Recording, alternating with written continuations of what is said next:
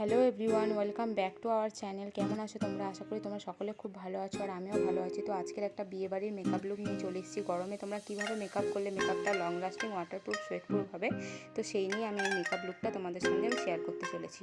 তো প্রথমে দেখো, আমি একটা সেটিং স্প্রে ইউজ করে নিলাম আমার ফুল ফেসের মধ্যে। এটা হচ্ছে একটা ফরএভার 52 এর একটা মেকআপ ফিক্সার বলা যেতে পারে বা সেটিং স্প্রে বলা যেতে পারে। তো এটা প্রথমে দিয়ে আমার ফেসটাকে আমি ভালো করে ড্রাই করে নিচ্ছি।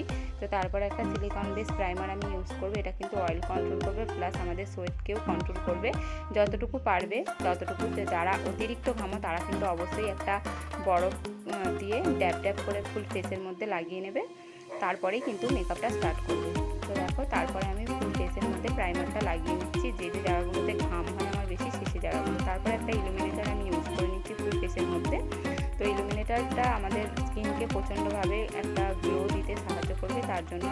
তারপরে আমি আইব্রোটাকে ভালো করে কোম করে নিলাম একটা আইব্রো ফোমেটের সাহায্যে। আমি আইব্রোটাকে এবার ড্র করে নিচ্ছি ভালো করে।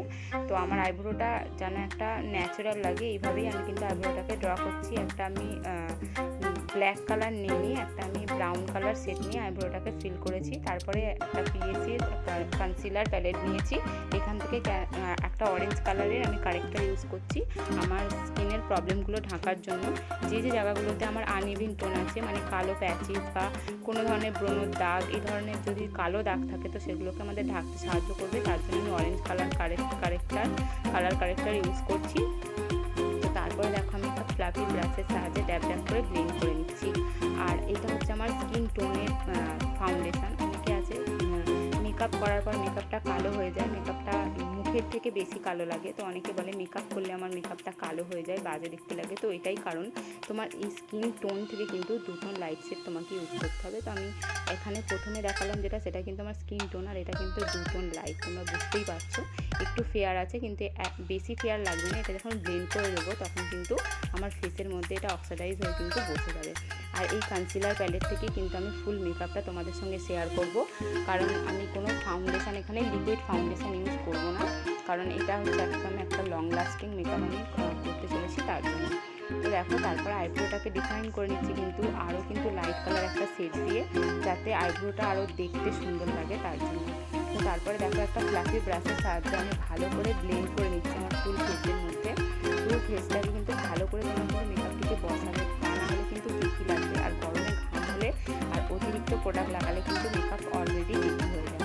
তো তারপরে একটা মিনি বিউটি ব্লেন্ডার দিয়ে আমার আইব্রোর যে উপরগুলো আছে বা ব্রাউন আছে ওই জায়গাগুলোতে আমি ভালো করে ড্যাপ ড্যাপ করে ব্লেন্ড করে নেওয়ার পর আবার কিন্তু একটা বিউটি ব্লেন্ডারের সাহায্যে আমি ভালো করে ব্লেন্ড করে নিচ্ছি। অবশ্যই এটা ড্যাম বিউটি ব্লেন্ডার হতে হবে। তো ভালো করে যদি মেকআপটিকে তোমরা বসাতে পারো ফেসের মধ্যে, তাহলে কিন্তু তোমাদের মেকআপ অনেকক্ষণ লং লাস্টিং হবে, আর মেকআপ ঘাঁটবেও না, সরেও যাবে না, কেকিও হবে না, কিছু হবে না। তো তারপরে দেখো, আমার হাইলাইটিং জোনগুলোতে হাইলাইট করে নিচ্ছি। অল্প অল্প প্রোডাক্ট আমি ইউজ করছি, কারণ বেশি প্রোডাক্ট ইউজ করলে কিন্তু কেকি হয়ে যাওয়ার বেশি সম্ভাবনা থাকে, তার জন্য। আর গরমে আমরা যত কম প্রোডাক্ট ইউজ করব ততই ভালো। তো তারপরে দেখো, আমি ভালো করে আস্তে আস্তে কিন্তু ব্লেন্ড করে নিচ্ছি ড্যাব ড্যাব করে। আর আইয়ের তলাটা অবশ্যই ভালো করে ব্লেন্ড করতে হবে, না হলে কিন্তু আমাদের কিছু কিছু ক্ষেত্রে ক্রিস লাইন পড়ে যায় আইয়ের তলায় বা মাউথ পোর্শনটা। তো দেখো, তারপরে নোজটা আমি ভালো করে ব্লেন্ড করে নিচ্ছি।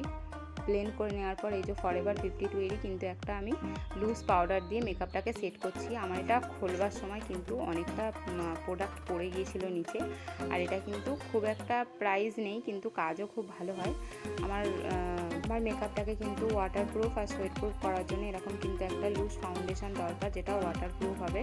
তো তোমরা এরকম একটা লুজ পাউডার কিন্তু ফুল ফেসের মধ্যে দিয়ে মেকআপটিকে কিন্তু সেট করে নেবে। তারপরে দেখো, আমি আই ম্যাজিকেরই একটা প্যালেট থেকে আমি ব্লাশটা করে নেবো আর কন্ট্রোরটাও করে নেবো। দেখো, প্রথমে আমি করছি কন্ট্রোর, তারপরে করছি ব্লাশ। আর ব্লাশ অনটা করলে কিন্তু মুখটা তবেই দেখতে সুন্দর লাগে, ফেসটাতে আলাদাই একটা ব্যাপার চলে আসে। গালটাতে কিন্তু যারা খুব মানে আমার মতন স্কিন টোন, মানে একটু কালো, তারা কিন্তু একটা পিচ পিঙ্ক টাইপের আছে, সেটা কিন্তু ইউজ করবে। দেখো, আমি সেইভাবে একটা ইউজ করে নিলাম। ব্লাশটা করে নেওয়ার পর আমি সেই সেটিং স্প্রেটা দিয়েই কিন্তু আমি আমার মেকআপটিকে কিন্তু সেট করে নিচ্ছি। আর হ্যাঁ, অবশ্যই কিন্তু তোমরা গলার মধ্যেও লাগাবে ফাউন্ডেশনটা। তো তারপরে দেখো, আমার হাইলাইটিং জোনগুলোতে আমি হাইলাইট করে নিচ্ছি। আর এটা কিন্তু একটা গোল্ডেন শেড, কারণ যারা মানে কালো হয়, আমাদের মতো সামলা রং হয়, তাদের কিন্তু গোল্ডেন শেডটাই চলে। তো তারপরে দেখো, আমি যে যে জায়গাগুলোতে হাইলাইটিং জোন, সেই জায়গাগুলোতে হাইলাইট